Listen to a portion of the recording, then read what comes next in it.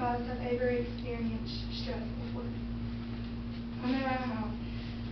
According to the Anxiety and Depression Association of America, 80% of college students experience stress on a daily basis. Now, I don't know about you, but that's a really large number. And in this class, when there was 14 of us in here, I mean, that would have been 11 of us on a daily basis. That's just a big number to me. So everyone experiences stress in a different way, whether it's with kids, whether it's at school, work, money. I mean, it's a big part of our life. My name is Hannah, and today I'm going to talk to you about stress. I deal with stress on a daily basis. I do come to school here full-time and work a full-time job, so it does become very stressful a lot of the times. And so today I'm going to tell you about 3 things. The first one is how we define stress. The second one is how it affects our health, and the third one is how we can prevent stress.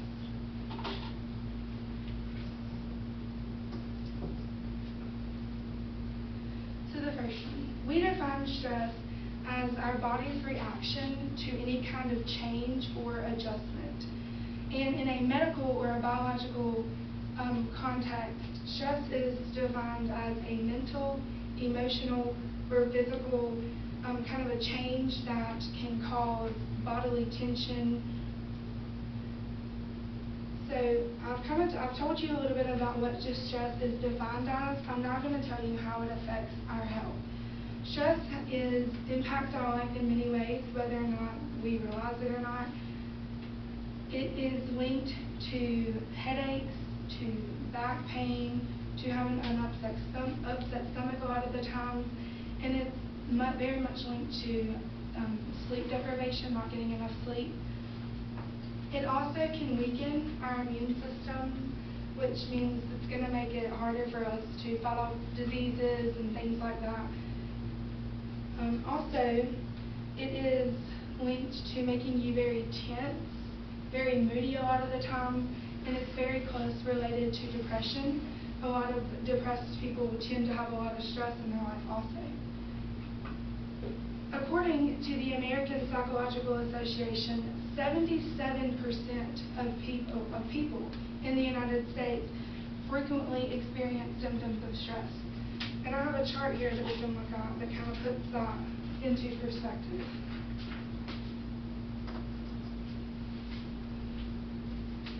So 77% of people, that's a lot of people. And if we break that down into this classroom setting again, that is 10 of us. So maybe from here over, that you would experience stress every day of your life. And that can become very, very, very harmful. So I've told you how we define stress, and I've also told you about the effects it can have on your life. Now I'm going to share with you 6 helpful tips that can really reduce the stress in your life.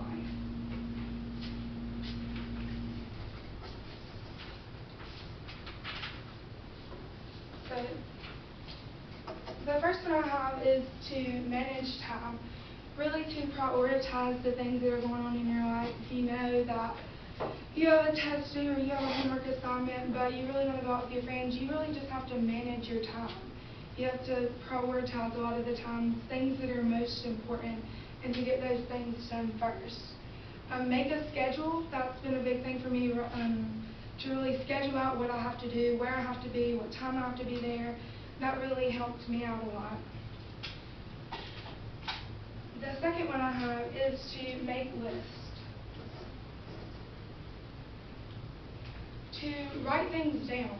I know this coming into college when I was in high school, I never wrote anything down. I just showed up for class if I didn't do my assignment, oh well.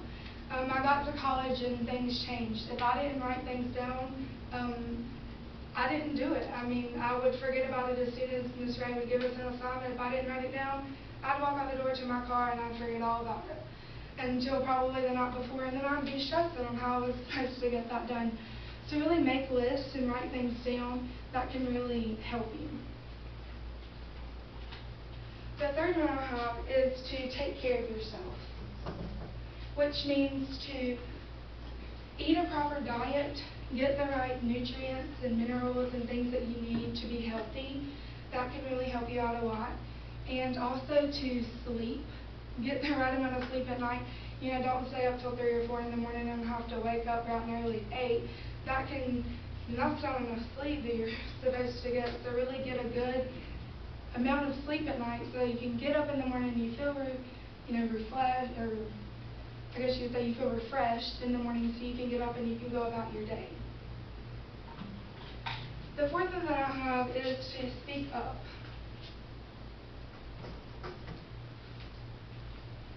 Assertive communication is the key. A lot of the times we as Americans, we tend to bottle things up inside and we don't want to share them with anybody. But one thing I've learned is to talk to somebody. Find somebody who cares about you. Find somebody that you can go and talk to. That's one of the things that really, has helped me going through hard times in my life, is to find somebody to talk to. It can, instead of bottling things up, you can, let go of what you have to say, and it really can reduce your stress. The fifth one that I have is to say no or to ask for help.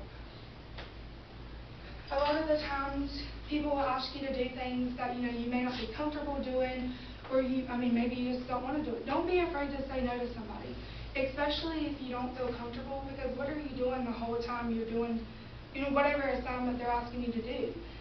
You're stressing, am I doing this right? I've got to get this done, and maybe you just don't feel comfortable.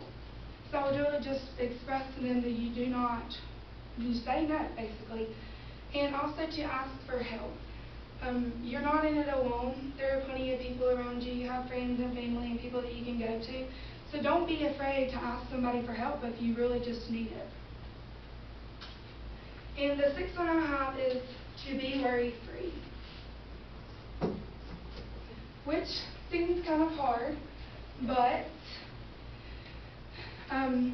really what we just really need to do is to set aside some time, maybe 15 to 30 minutes a day or every other day, to really just sit down and focus on yourself. Just time you don't have to worry about bills and kids and money and whatever else it is, to really just sit down and focus on yourself. So today I've told you 3 things. I've told you 1, how we define stress, 2, how stress affects our health, and 3, how we can prevent stress. So the next time you feel like you're in a stressful situation, I really encourage you to think about these tips and then to really understand what it's doing to you.